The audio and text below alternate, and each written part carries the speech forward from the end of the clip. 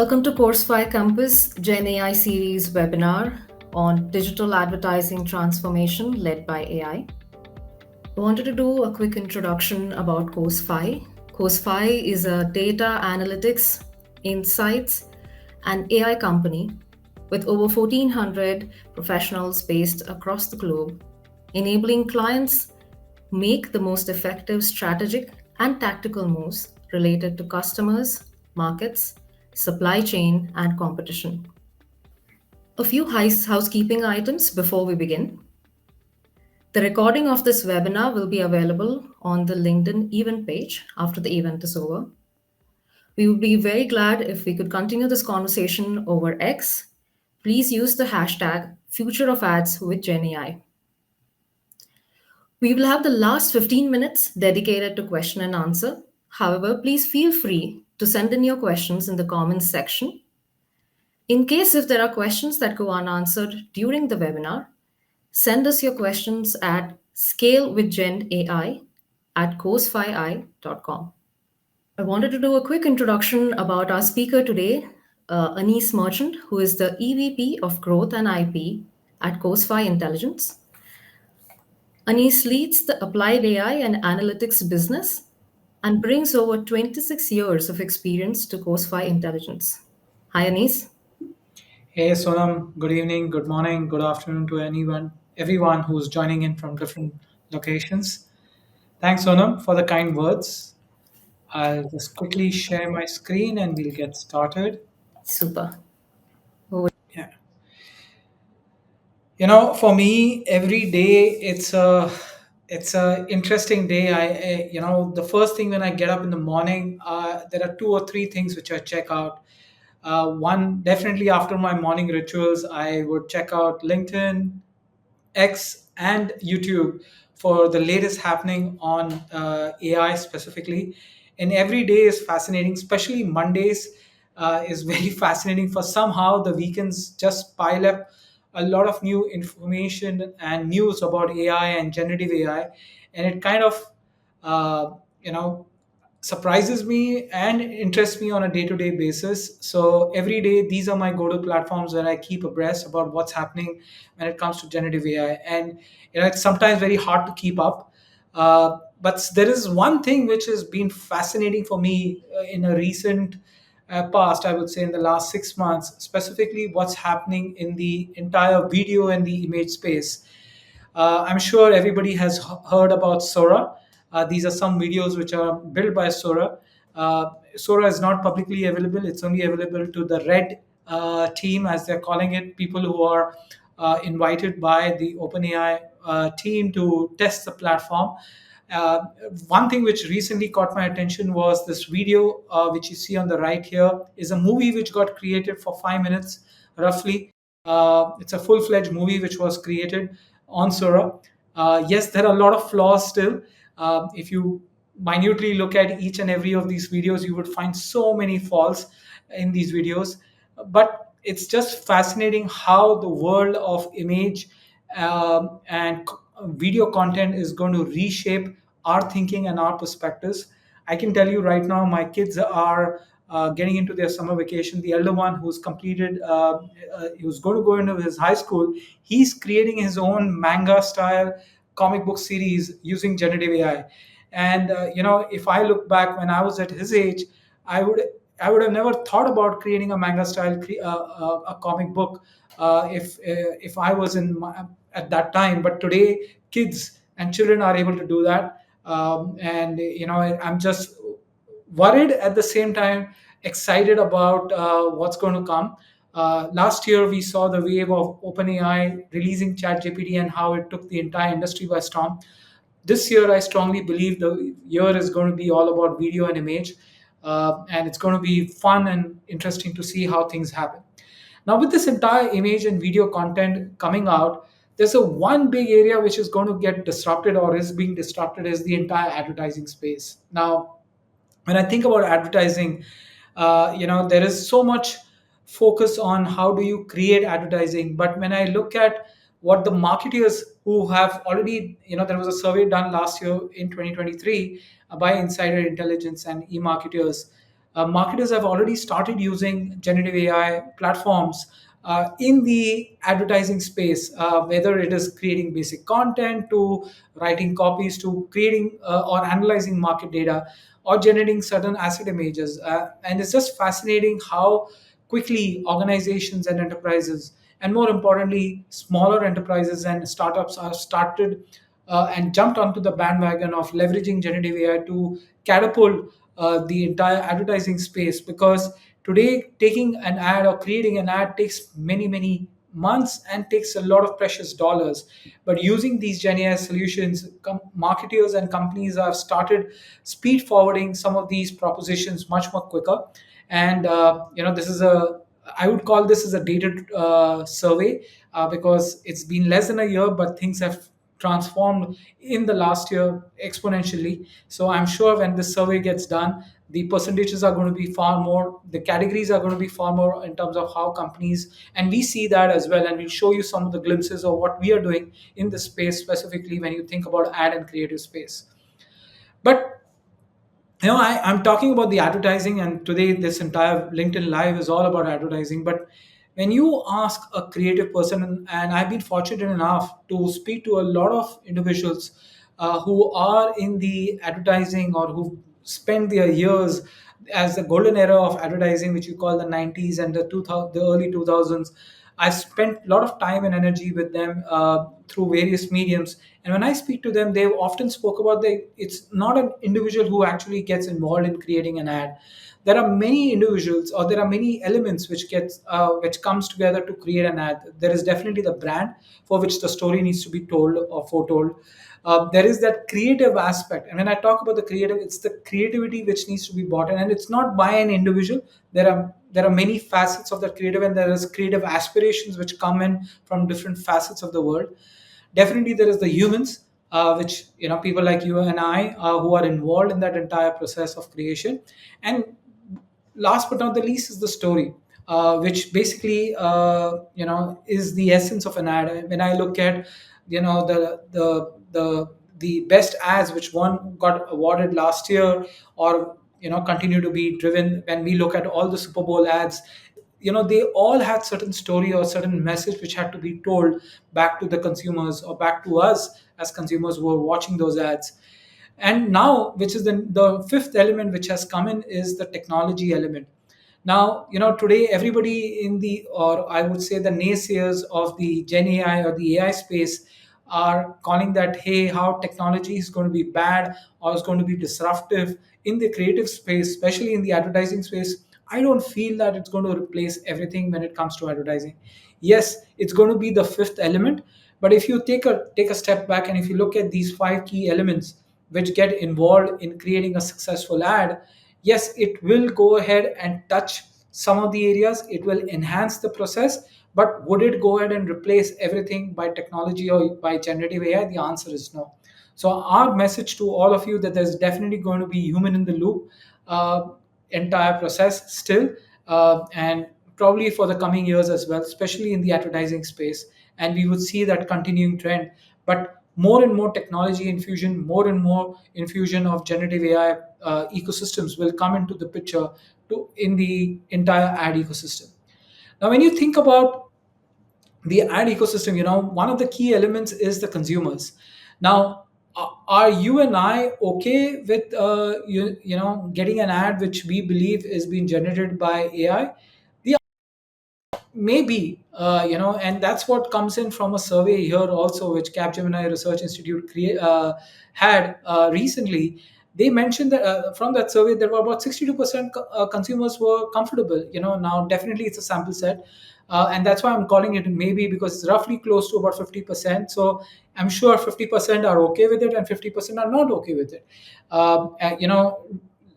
Earlier this week, there was a consortium of artists who came together, like Nicki Minaj, Billie Eilish, and many more, and Katy Perry, who all came together to, write a collective article against irresponsible AI, and how AI can really disrupt the entire audio industry space. So definitely, there are people who are I would not call it against, but people who want all of us to be cautious on how AI can be disruptive, specifically in the creative space, and advertising is a very creative space. But at the same time, in that same petition, in that same letter, which all these artists have come together and have said how AI needs to be managed well, they are also talking positive about how AI can really help in the creative process. So it needs a balance, it needs a perspective, and definitely consumers want to see that balance approach. And definitely in the advertising, we are seeing an uptrend. And we also see when we talk to our customers and we are engaging with our customers, we see a big uptrend, especially about leveraging AI in the advertising space. Now, while there is a trend in the advertising uptrend in the advertising spend, we also see that there is a big uptrend in the ad spend also going up year over year. While on a on a big number, the percentage change will not be that big, but yes, the digital ad spend on an overall sum level is continuing to grow, and it's going to be a very very big industry. And when I'm talking about digital ad spend, I'm just talking about on digital channels. If I look at the all the channels put together, it will be far far far more. And I don't want to talk about that specifically, but here our focus is all about digital ad spends. And if you just look at these numbers continue to scale up, from 2021 to 2026, and I don't see that coming down. In fact, there are more newer channels now being introduced, like digital retail media, which is being introduced as well. In the larger scheme of things, there is now OTT platforms trying to bring in a lot of digital advertisement platforms, which are allowing them to create a lot of digital ad revenue for the OTT platform. So the ecosystem of the digital ad spend will continue to grow, which will also infuse a lot of growth in the ad spend space specifically.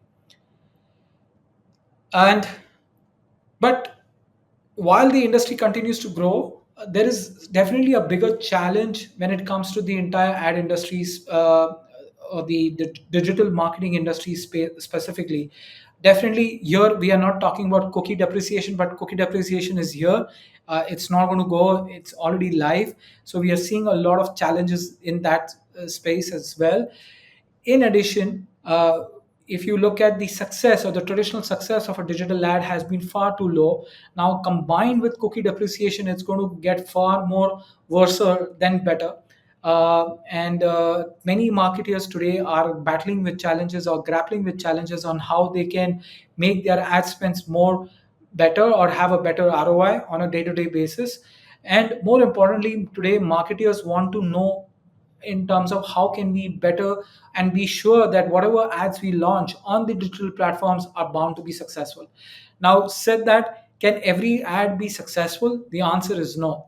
But can that 20% of the ads give you the 80% of the returns, which overshadows the 80% of the ads which you couldn't get, make it successful? The answer is yes. So how do you balance that portfolio? How do you take those strategic bets on that 20% of ads which make you successful, which make your ad successful? And there are certain ads which are certainly necessarily required for your brand or for your category, which helps you create different ad outcomes. But what I'm trying to talk about is that, whatever I'm recommending, I'm not recommending that every ad can be successful.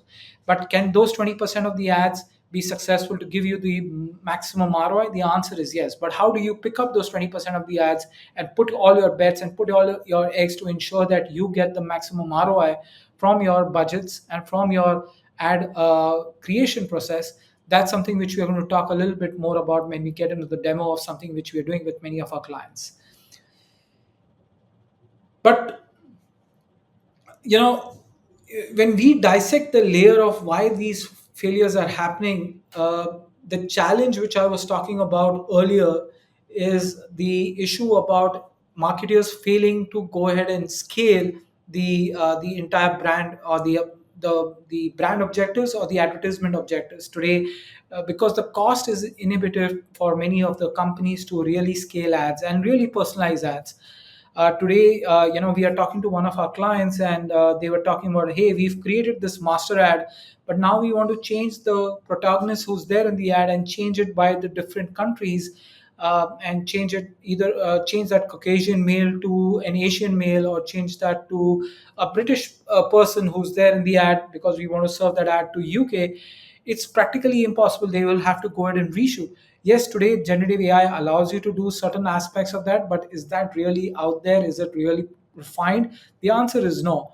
So personalization, inconsistent branding, we see so many challenges in terms of how brand elements get abused. uh, in many of our work which we monitor for our clients, that if brands are not being represented well by our partners or by the ads itself. And more importantly, when these ads get served, especially when it comes to digital platforms, there is either lack of data or the channel's data is not good enough for you to measure the ROI of the platform, of your ads itself. So that's the entire aspect. But there's another piece which is also happening. Too much of ad creation is also creating a lot of fatigue in front of a customer. Like, I don't know about you, but when I look at today my ecosystem, right, to use YouTube as a clear learning platform, I've invested where I've become a paid member because I hate ads. There's so many ads. Yes, the person who's in the ad industry, who's building platforms and solutions for ads, is talking about that. I hate ads myself because I want to get to that content which I really want to see and I want to gain knowledge from. So I'm either skipping ads, whether it's on the OTT platforms or on YouTube. I've taken a paid subscription so that I don't have to look at the ads.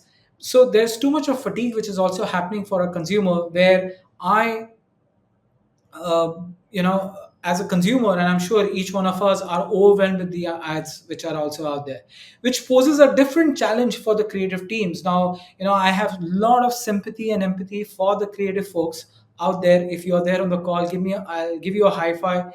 That today I do see that, and I work with many of the clients who are part of the creative team. There's a lot of creative burnout. Like, how many new ideas can you generate every day? And these are the demands from the digital teams. Hey, I need a new idea. I need an idea which is at the top of what's happening right now within the industry. There's a creative burnout. Like, you can't go ahead and keep creating newer ads every day. And if you look at that five dimensions, one of the key element is that creativity, or the creative aspect of an individual. It's practically impossible today, for anyone. There are exceptions. I'm not saying everybody is like that. There are exceptions who are amazing. They are creatively blessed, but it's not true for everyone. The changing dynamics of the governance around how ads can be served and how ads can be developed or created, or what kind of messaging can be portrayed, is changing every day. So keeping up with a lot of regulatory compliance and governance schedule is just kind of mind-boggling, even for us as a partner to many of our clients. Definitely, there is a lot of gut-based decisions being still taken, but organizations are trying to now grapple with, okay, how can we change that gut-based decisions to more data-driven decisions? But there's still time for that. Yes, there is a lot of influx of AI tools, but those AI tools are not able to cover the canvas which is out there, specifically when you think about the digital ecosystem. And one of the saddest truth in this entire space, when you think about the advertising space, 8 out of 10 marketers really don't know or don't have an answer why did the ad fail or succeed. And that shocks many of us when we are having our conversations with our clients and with the prospects in the industry. And when we talk to some of the prominent marketers, that's the answer they have, that they don't know why it was successful, or why it became a hit, or why it became a viral ad. Unfortunately, there's not enough data, and there's science is available. People have not leveraged that science, and we'll show a glimpse of that science, what we have been working on and many of our clients have been leveraging today. But that's the biggest challenge which we see, which many of the creative teams have today. So what's the answer to all these challenges which I spoke of in the last 3 or 4 slides? What's the answer? Yes, I am saying that AI is an enabler. It's not a silver bullet, but definitely AI is one of the key ingredient, or the technology which will allow us to get unstuck from our own mindset, unstuck from our processes, unstuck in the way we conduct or drive these ads in the entire industry space. And that's what we believe in as marketers, as technologists, as somebody who's innovating in the ad tech space. And for us, AI is an enabler, it's a means, it's not the end to the journey which we are on. And leveraging AI, That's where we have gone ahead and developed a platform called Insivis, which will give you a glimpse of today. What Insivis does, just to give you a quick 30 seconds feel, Insivis is a platform, is a solution which has helped many of the biggest brands in the industry, which helps these brands and these individuals to measure the ad before it goes live, which is also giving a better predictability whether this ad is going to work and not going to work. And if it is going to work or not going to work, what are the top reasons why it isn't going to work and not work. There's a lot of IP and patented solutions which we have infused into our platform using a lot of machine vision and a lot of Gen AI capabilities to ensure that the ad is successful, which many of our clients are trying to drive. And more importantly, while we'll get into the demo, there are, if you want to take certain key takeaways from this webinar or from this LinkedIn live today, there are four key tips which I would like you to kind of leave with, so that you can have a day well spent or an hour well spent with somebody like us at Course 5. One is, as I mentioned, AI is there to enable, but it's not a replacement, especially in the advertising space. So human intervention is definitely required in every stage of the journey over here. You need to use AI with certain intentions, and those intentions need to be infused into your process. You need to continuously train and build an accuracy. And one of the key learnings, especially when you think about the creative space and the advertising space, you can't build one solution and forget it. You have to continuously keep training and building a lot of accuracy and building a lot of nuances into it, because one of the challenges which we have seen, there is a changing consumer preference, there is a changing in terms of how ads get served, there is changing in terms of how ads get consumed. So there is a need to constantly train and bring in the accuracy. You can't build once and forget for later. That's the need over here. And last but not the least, yes, people who are involved, wherever there is going to be humans involved in the process, there's going to be bias. So how do you detect bias? Whether it's in your ad creation, whether it's in your ad detection or validation, or in your ad serving methodology. So there you have to keep in check where biases get infused or introduced, so that you can keep a check. So I know I have been talking a lot about from a PowerPoint. So I'll shut up. I'll hand it over to Sonam, who's going to go ahead and give us a glimpse of the platform, which is Insulis, so that Sonam can give you a quick view of what we are doing from an Insulis perspective, and hopefully that will. Sonam, over to you. Absolutely. Thanks, Anis. There have been some very interesting questions that are coming in, but I'll do a quick demo and then we can get to the questions.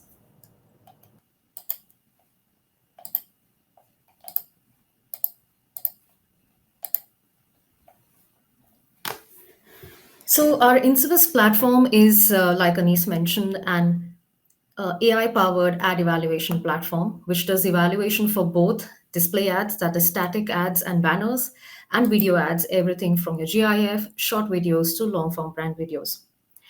What Incidus can ideally do, and I'll quickly open a report of an ad evaluation, is gives granular evaluation of each ad to indicate important metrics like creative effectiveness score, which is a primary score indicating how effective a creative will be for a particular ad goal. And a high score indicates that it will be highly effective for the ad goal. A medium score indicates how slight changes can make it a lot better an ad, and a low score indicates multiple changes that need to be done and how an ad might not be impactful for the ad goal. Creative effectiveness is a factor of three important things, that is recall, cognitive load, and ad copy effectiveness. Recall primarily indicates memorability, and why it's important is when your audience is making a purchase decision or is trying to recollect a product that they saw in an ad versus many other ads that they saw for a similar product, are they able to remember your brand and recall it at the time when they are about to make a purchase? For a video ad, Insivis goes into the depths of giving a second by second recall score to indicate the peak moments, that is, frames which the audience will remember over the others, and pit moments, frames which audience will easily forget, giving feedback to the creative teams to make changes or make edits to the video ad to make it a lot more effective for the ad goal. Recall is seen along with attention heat maps. Now, when I show attention heat maps, the first idea will be, yeah, we've seen too many heat maps. But Insivis's heat maps go a step further to indicate areas or elements in an ad which the audience will remember over others. So, whether it's a character, whether it's on screen text, whether it's a logo, or whether it's an introduction to a product, these attention heat maps indicate which elements will be most remembered. So, recall identifies and also shows the highest moments of engagement and the moments when the engagement will dip, giving a clear indication to the creative teams to say, hey, when the audience engagement is dipping, have we really introduced the product? When the engagement is highest, where does the attention fall for a particular frame, whether it's in the product, the human character, or the brand? The next aspect that it indicates is the cognitive load, which is ideally a balance between your design as well as your on screen text, that is the ad copy complexity. Incivis always recommends having like an optimal cognitive load to ensure that your audience has a balanced ad which keeps them engaged throughout the entire video. Ad copy effectiveness helps the marketer identify whether the on screen text is impactful and effective for the ad goal. It calculates or gives details around important aspects like attention. Did the attention fall on the on screen text or not? Goes into granular details of text readability, including word density, number of words that show up in a per 3 second mark, because there are only 12 words that a human being can effectively read in 3 seconds. Text contrast, whether the contrast was high and whether the font, that is the on screen text, was easily visible to the audience. The next important aspect that it identifies is an emotion wheel. This is important from an aspect of saying whether your ad connected emotionally with your audience or not. And it also indicates the emotions that will evoke in your audience. Now, as brand marketers or as digital marketers, the major goal is to also ensure that not just your ad that gets conversion, but also builds an emotional connect with your audience.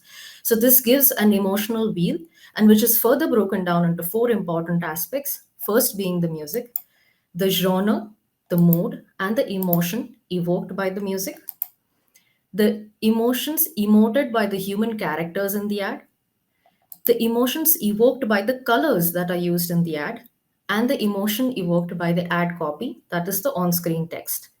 And this emotion wheel is a combination of all these four elements. Digital accessibility. A large part of our audiences, digital audiences, also have a visual impairment for identifying primary colors. So Incivis also evaluates your ad to tell the marketer and the creative teams to know whether the ad was optimized for color and whether the contrast was right for the logo versus the background. If there is a product, the product versus the background, as well as your ad copy, that is your on-screen text and the background. Anis also mentioned about compliance to the brand elements. And Incivis does a brand compliance check to identify if the logo was identified in the ad, whether the brand colors were effectively used, whether there was compliance with the brand colors in the foreground and the background. There was compliance with the tone of voice that the brand has set for the ads, and going into further granular details of identifying whether the size of the logo, what was it relative to the overall canvas of the ad, whether the contrast was maintained or not, and whether the logo was identified in the first 5 and the last 5 seconds of the ad when the recall is the highest for the audience. Along with this, you would also notice there are certain texts that are mentioned below each of these matrix that are identified. These are tips and also recommendations on what can or cannot be done. An overall growth opportunity section is also present on the platform, indicating the top aspects that need to be changed or added or edited to make the ad more effective. On the display ad side of things, the report primarily remains the same with an added addition of persuasiveness. Because a display ad is a static ad which has limited canvas and limited space to generate and to persuade attention and outcomes, it indicates whether the persuasiveness of the text, whether it was high, whether it was medium, or whether it was low. This is used frequently by our clients to identify if they are able to drive conversions via the on screen text or what needs to be changed to make the text more persuasive. Easy tips, and easy recommendations on how this can be changed is available on the platform. In addition to this, marketers are able to do A B testing before launch. So, whether it is multiple variations of the same ad or multiple ads within the same campaign, they can be easily clicked, can be easily compared, and scores can be easily found out to identify which ad will do better over the others. An easy and complete repository of reports across all campaigns are available on the platform. And the platform is also created to make it easy for teams to work together to allow roles, permissions, and access right from uploading of ads to viewing reports, so on and so forth. If there is a large parent brand with multiple brands within it, it can easily upload multiple brands, and each time a campaign is created, the brands can be selected from this. I know that was a very quick overview of the platform, but if there are more people who are interested, we'll be very happy to schedule in person and very quick demos. I will quickly get to the questions because there were quite a few interesting questions that have had come in the chat, and I'll just take this platform off of the screen and welcome Anis back as well. Thanks, Sonam. Impressive demo. For everyone, as they say, Rome was not built in a day. Same, Insuvis was not built in a day. I would say very openly here, it took us 3 years because the amount of research and the accuracy which we had to bring into the platform. That's the kind of energy and the investments we have made to ensure that we bring in a platform which is far more enriching and more impactful. Uh, and there's a question which has come in from Nishang that is there any business impact can Insulis deliver? Yeah. Uh, you know, Nishank, a very interesting question, and this is one of the questions which has been keeping us awake right from day one, since the time we started building the platform. That we want to build something because Course 5 is known for driving business value and impact, and that's what Insuvis has been built on with the premise of driving business impact and value for our clients. And we have seen, especially with clients where we have been engaging with them, we have seen anywhere between 3 to 7% impact, whether it is to the top line or to the bottom line when it comes to impact specifically. So hopefully it answers your question on what InService has been able to drive. So yeah, Sona, over to you. Um, Thanks, Anis. I think there have been a couple of questions around accuracy of AI. And I know you briefly talked about it when you showed those videos. Would you like to talk a little more in detail about, how AI and accuracy that bit plays out? There is this wild fantasy of driving accuracy, right? People don't forget that most of the AI models are probabilistic models, right? The best Yeah. AI model I would give as an example is our weatherman. Whenever the weathermen predict that it's going to rain, or we are in a festive season, and there was a lot of prediction that Eid is going to happen today for Saudi and for everyone and for India and for most of the eastern part of the world, it's going to happen tomorrow. It didn't happen, right? It's going to so many of the part of the world is going to celebrate Eid tomorrow, and eastern part of the world is going to celebrate day after. So these are all probabilistic models. They're never 100% accurate. They are directional. Same way, most of our models, we don't claim that they are 100% accurate. And that's where the human gut, the human intuition comes into picture when it comes to taking decisions. But today, when you have data and your gut is 100%, with AI and with technology, and especially with analytics, you can have that gut decision making reduced to about 20% or 10%, and 90% and 80% can be driven by data and AI. So, from an accuracy perspective, that will be my answer to anybody. Look at the Weatherman or look at any of the platforms, that how good they are. Amazing. I'm going to remember that analogy. You'd also mentioned about, human intervention as in one of the tips to optimize the use of AI. Would you like to elaborate a little more on that? Because I think there is a question related to that as well. Yeah, no, I'll just take a simple example because there are what I know that there are certain different profile of people who are attending this live session, and I'll not try to talk cryptic language. But when you just look at ChatGPT, which took all of us by storm, right? Uh, you give a simple prompt or a single shot prompt or a multi-pronged prompt, it gives you an output. Are you always happy with that? Sonam, I'll ask you a question. Are you always happy? Don't you have to go and edit or Of make course. changes? Of Right? course. Yeah. All have to, right? That's an example of human in the loop.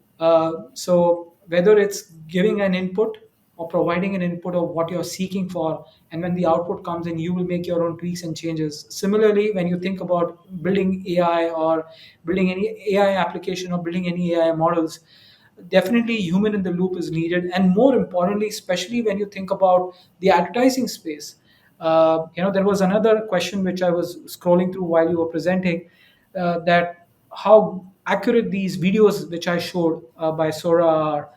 Uh, Frankly speaking, with my creative eye, if I start looking at it, I can find so many flaws in it.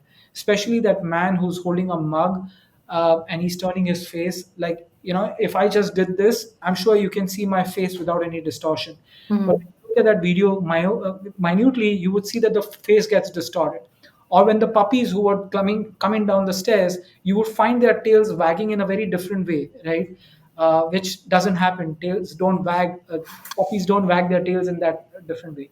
So those minute things, that's where the humans will come involved. But do I have to? I have an idea about the video. I can give it a prompt. Let's say that's how Sora. Or if anybody has used uh, Runway ML or Pika Labs, which is another video-based AI platforms where you can generate 3 seconds to 2 second videos. It can give you a good creative start where you can create the ad, where you can create these videos and take it ahead. I was giving the example of my own son who's building a manga series books. He is using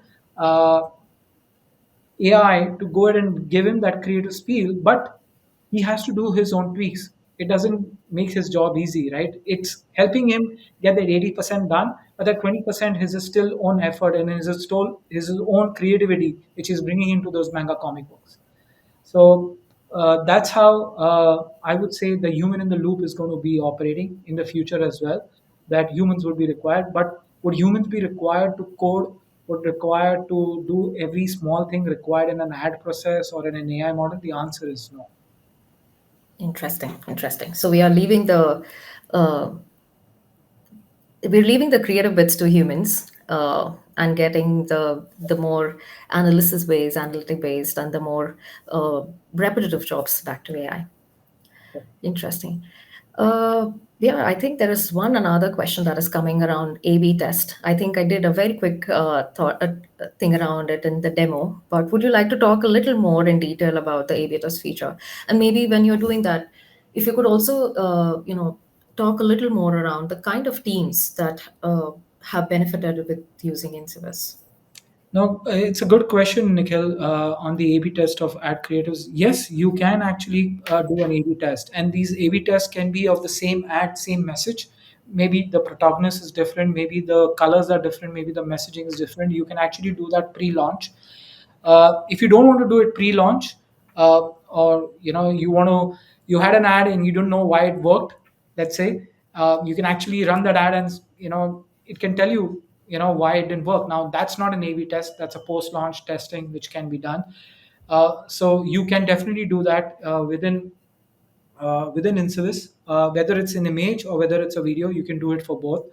And Sonam, to your question about which teams have been using, we have seen marketers. When I say marketers, it's a broad terminology, but people who are involved in the entire ad creation process. Now, when you think about it from that context, it can be the brand individuals who want to test whether my brand is being upheld from a messaging, from a tone of voice, which you spoke of, or the colors, the emotions. They would want to test it from that perspective. We are seeing customers who are those personas. We are seeing creative folks who want to test it based on certain creative elements which we have put in as part of the testing. We are seeing the digital folks, which is the maximum and the biggest users. And we're also seeing the insights, the consumer insights functions, right? Or the marketing insights functions, who have been the biggest users of our platform as well. So these are the different personas who have used our platform and continue to use our platform. Interesting, interesting. I think there's an interesting question that has popped in right now to say, which out of the two would you choose between overall productivity improvement versus creative quality? Budget and time will define whether I'll choose productivity over creative. If I have a lot of time and if I have a lot of budgets, I would choose creativity over time. But if I'm stressed on budget and if I'm stressed on time, uh, then I will choose productivity over creativity. So that's my answer, Sonam. Here, it's a balance which somebody has to strike. And if I have a competitive play, and if my competition, for example, is coming out with an ad, and I see that ad gaining space, or there is something which is happening, which happened about a couple of years ago, 3 years ago, when the Super Bowl went blank, and cookie Oreos came up with an ad just in the moment. Now that's the time. If I had that time, just coming up with a simple creative rather than making the creative process too complex, I would choose productivity over creativity there. But it was effective, right? It got a lot of attention. Yeah. So, it's the time and the budget, I would say, is the defining factor, not me. I think it makes me think of a very interesting question in terms of, the digital advertising space. And given that the process has to be quicker, the time frame to launch is also very, very short. Uh, how can, Insuvis come into play there and benefit both the launch as well as the quality of creatives? Because the fight is there. There is less attention spans. You spoke about marketers not knowing which ad is going to work for them or not. So how does Insuvis have a play there? See, today, I would say Insuvis is the platform, like at least from our benchmark, what we have seen with many of the other players who are doing, they are doing good basics. But when you think about Insuvis here, it helps you go a little bit deeper into the mindset of the creative individual as well as of that creative, where it helps you benchmark to what the messaging and what the story you want to take to the market. That's where the big difference is for the marketeers, Sonam. To answer your question, it's not just telling you, hey, your Snapchat, if you're building an ad for Snapchat, it's in that right dimensions. You have ensured that you've taken care of the Snapchat rules. No, we are not even talking about that right now. Right? We are talking about how good the recall will be, how good the attention would be, how good, where would the attention be. If you are talking about the ad, and we see that today with many of our clients, uh, when they are launching an ad or they get an influencer to talk about their product, there's so much of attention on that influencer, the product just gets lost, right? That's Hmm. the challenge which is happening today. And if you do that in another platforms which exist in the market, it will tell you, hey, thumbs up, the ad is great. But in our platform, and by the way, this is not me who's doing this. This is AI. That's what Apple does on your MacBook and on your Chrome. So yeah, sometimes AI can be pervasive as well in many different areas. But going back to the conversation, our platform can actually get a little bit more in detail rather than giving you simple metrics and vanity metrics. It gets you a little bit more in detail, which helps you make decisions better. So that's where the difference is, Sona. Awesome. We have last 1 minute on this webinar, and I'm going to take one last question, which says, does Insuvis give automated recommendations, to make creators better? It does. Not when see automated is a very abused word, right? There's nothing as automated when you think about creative, right? It's not that a film is being shot. I hope we can get there. Like somebody's shooting an ad, and I'm giving them real time insights. Hey, change that brand to be a little bit more, or take that logo a little bit closer to your hand, and all of that. That's automated and that's real time. No, that's not what it does, right? What it does is once the ad is created, we can send in the platform, you can upload thousands of ads, or you can schedule ads when they are, and as soon as the processing is done, which is less than 10-15 minutes, we can give you automated insights in terms of automated insights on the platform to tell you what is going to work, not going to work, and what requires attention, and what are the peaks and wins which we call in the platform, which can you should pay focus on when you think about the advertising. Amazing, amazing. With that, I think we are almost at the mark of 45 minutes for this webinar, Anis. Thank you so much for your time and for sharing these insights. Thank you everyone who's joined us from across the world. In case if you had a question which was not answered during this live webinar, or if you have more questions after seeing this, or in case if you would want to have a demo for Incidis, write to us on scalewithgenai@course5i.com. We look forward to seeing you at the next events that we have lined up for the Course 5 Gen AI webinar series. Thank you so much. Take care. Goodbye.